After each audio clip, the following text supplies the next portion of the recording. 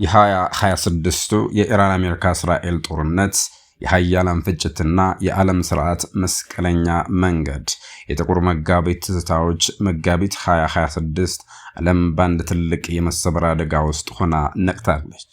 የአሜሪካና የእስራኤል ጥምር ጦር በኢራን ላይ የከፈተው የመብረቅ ጥቃት ዛሬ 11ኛ ቀኑን ይዟል።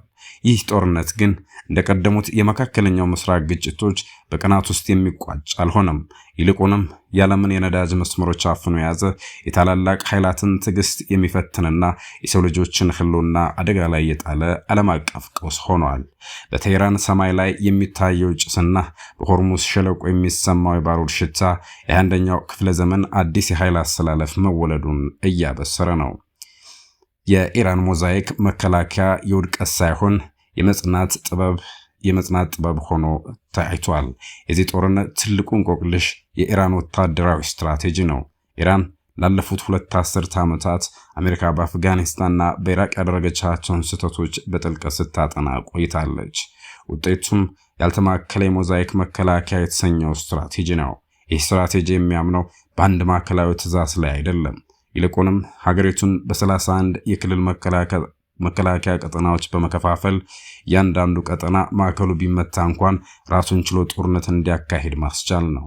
እስራኤልና አሜሪካ የአያቶላ ካሚኔን ቤተ መንግስት ቢደበድቡም የኢራን እስላማዊ አብዮታዊ ዘበኛ ግን ሚሳይሎቻችን አላጠፋም፣ እንዲያውም ከአንድ ቶን በላይ ፈንጅ የሚሸከሙ አዳዲስ ሚሳይሎችን በብዛት እያሰማራን ነው በማለት ምላሹን ሰጥቷል። የአራተኛው ተተኪ ጽንሰ ሐሳብ ደግሞ ይበልጥ አስገራሚ ነው። ማንኛውም ከፍተኛ የጦር አዛዥ ወይም ሲቪል መሪ ቢገደል እስከ 4 የሚደርሱ ተተኪዎች አስቀድመው ተሰይመዋል። ይህም የአሜሪካን መሪ በመምታት ስርዓትን የማፍረስ ስልት ዋጋ አልባ አድርጎታል። ጦርነቱ ለመሪዎች ሳይሆን ለሀገር ህልውና የሚደረግ የረጅም ጊዜ የአጥፊነት ፊልሚያ ሆኗል። የዶናልድ ትራምፕ ዲፕሎማሲያዊ ቃጭልና የነዳጅ ገበያ ውጥረት። ዋሽንግተን በኩል ፕሬዚዳንት ዶናልድ ትራምፕ በልዩ ባህሪያቸው ጦርነቱን በቃላት እየመሩት ይገኛል። ትራምፕ በአንድ በኩል ጦርነቱ በጣም ተጠናቋል በማለት ለዓለም ገበያ የተስፋ ዜና ቢረጩም፣ በሌላ በኩል ደግሞ ኢራን የነዳጅ መስመሮችን ለመዝጋት ከሞከረች 20 እጥፍ በከፋ ኃይል እንደሚያጠቁ እያስጠነቀቁ ነው። ይህ ግራ የተጋባ ዲፕሎማሲ በነዳጅ ገበያ ላይ ከፍተኛ መዋዠቅ ፈጥሯል። የነዳጅ ዋጋ በአንድ ሌሊት ከ$100 በላይ ተሰቅሎ ካደረ በኋላ ትራምፕ ጦርነቱ ሊያልቅ ነው ማለታቸውን ተከትሎ በ$30 ድንገተኛ ቅናሽ አሳይተዋል።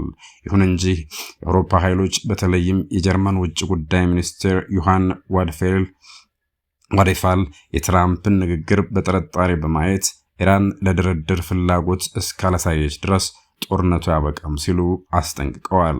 የኢራን ውጭ ጉዳይ ሚኒስትር አባስ አራግቺም ድርድር የሚባል ነገር አናውቅም፣ ጥቃታችን ይቀጥላል በማለት የትራምፕን ግምት ውድቅ አድርገውታል። የቀጠናው መስፋፋት የእሳት ሰንሰለት። ጦርነቱ ከኢራን ድንበር አልፎ መላውን መካከለኛው ምስራቅ እያዳረሰ ነው። ሊባኖስ በሂዝቦላህ አማካኝነት ወደ ጦርነት በመግባቷ ከፍተኛ ዋጋ እየከፈለች ነው። የእስራኤል አየር ኃይል በቤሩት በሲዶንና በጢሮስ ላይ በፈጸመው ጥቃት ከ666,000 በላይ ሰዎች ተፈናቅለዋል። ከተሞቹ ወደ ፍርስራሽነት እየተቀየሩ ነው። የባህረ ሰላጤው ስጋት በየመን የሚገኙት ሁቲዎችም በአቡዳቢ የኢንዱስትሪ ቀጠና ላይ የድሮን ጥቃት ሰንዝረዋል። ኳታርም የአየር ክልሏን የጣሰ ሚሳኤል ማክሸፏንና ከፍተኛ ስጋት ውስጥ መሆኗን ገልጻለች። የቱርክና የኔቶ ሚና። የኢራን ሚሳኤሎች የቱርክን የአየር ክልል በመጣሳቸው ምክንያት ኔቶ የፓትሪዮት ሚሳኤል መከላከያ ዘዴዎችን በቱርክ ማላቲያ ግዛት አሰማርቷል። ይህም ግጭቱን በኔቶና በኢራን መካከል ወደሚደረግ ቀጥተኛ ፍልሚያ ሊቀይረው እንደሚችል ተፈርቷል። የሶሪያ ያልተጠበቀ አቋም። የሚገርመው የሶሪያ መንግስት ሂዝቦላን በግዛቴ ላይ ጥቃት ሰንዝሯል በማለት መክሰሱ ነው። ሶሪያ የሂዝቦላ ትጥቅ መፍታትን መደገፏ በቀጠናው የነበረው የሻህ ህብረት ወይም አክሲስ ኦፍ ሬዚስታንስ እየተሰነጣጠቀ መሆኑን ያሳያል። ሰብአዊ ቀውስ በበረዶና በባሩድ መካከል። በዚህ ጦርነት ትልቁን ዋጋ እየከፈለ ያለው ንጹሃን ዜጋ ነው። በቴህራን ብቻ 460 ሰዎች ሲገደሉ በመላ ሀገሪቱ የሟቾች ቁጥር ከ1200 አልፏል። ከ10,000 በላይ ዜጎች ቆስለዋል። በቱርክ ድንበር በኩል የሚታየው ትዕይንትም ልብ ሰባሪ ሆኗል። በብረቱ የተሸፈኑ ተራራዎችን እያቋረጡ የሚሰደዱ በሺዎች የሚቆጠሩ ኢራናውያን ሰላም ሲመጣ እመለሳለሁ በሚል ተስፋ ሀገራቸውን ጥለው እየወጡ ነው። ግብፃዊ መሐመድ ፈውዚና የ63 ዓመቷ ጃሊሌህ ጃባሪ የቴህራን ኑሮ የቦምብ ዝናብ እንደሆነባቸው ይናገራሉ። በሌላ በኩል ደግሞ እንደ ሌላ ያሉ ዜጎች ከቤተሰቤ ጋር ሞት ይሻለኛል በማለት ከስደት ወደ ኢራን እየተመለሱ ነው። ይህ የሚያሳየው ጦርነቱ የሰው ልጆችን ስነልቦናና ማህበራዊ ትስስር ምን ያህል እያናጋው እንደሆነ ነው። ወደ ስፖርት ህግና ፖለቲካ ስንመጣ የጦርነቱ ጥላ ጦርነቱ በሜዳው ብቻ ሳይሆን በሁሉም ዘርፎች ተጽዕኖውን አሳርፏል። የዓለም ዋንጫ ፊፋ በ2026 የዓለም ዋንጫ ላይ ስጋት ቢኖርም ውድድሩ በተያዘለት ጊዜ እንደሚካሄድ አስታውቋል። ይሁን እንጂ የኢራን ሴት እግር ኳስ ተጫዋቾች በአውስትራሊያ ጥገኝነት መጠየቃቸው የፖለቲካው ጫና ወደ ስፖርት መግባቱን ያሳያል። የጦር መሳሪያ ክስ በዴንማርክ መንግስት ለእስራኤል የኤፍ-35 ተዋጊ ጄት ክፍሎችን መሸጡ የጦር ወንጀልን መደገፍ ነው በሚል በሰብአዊ መብት ተሟጋቾች መከሰሱ በአውሮፓ ውስጥ ያለውን የህዝብ ተቃውሞ ያንጸባርቃል።